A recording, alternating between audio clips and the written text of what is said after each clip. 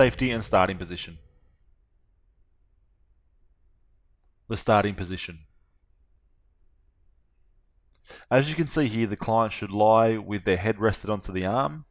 Their knees should be bent at a 90-degree angle out in front of the body, with the feet stacked on top of one another.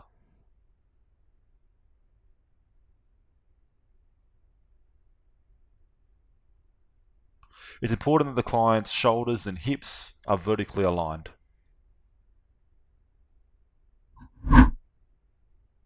Technique cues for the clam exercise.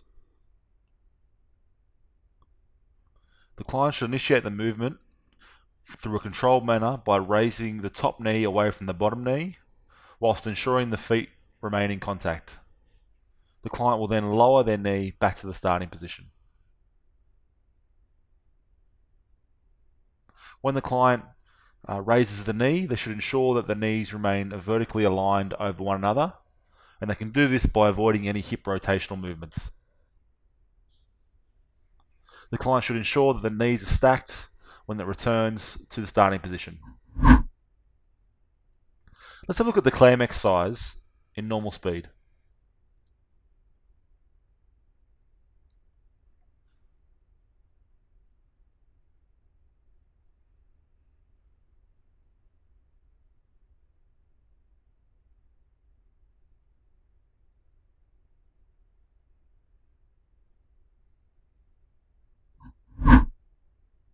Let's have a look at some common technique errors associated with the clam.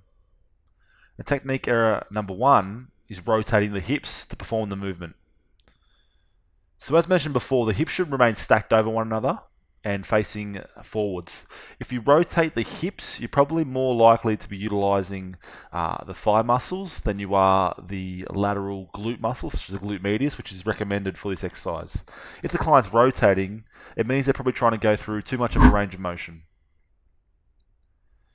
Let's look at some exercise variations for the clams. And our first variation here is going to be a banded version of the movement. Here the client places a band just above the knees and has to perform the same movement, fighting the resistance of the band. The clam exercise.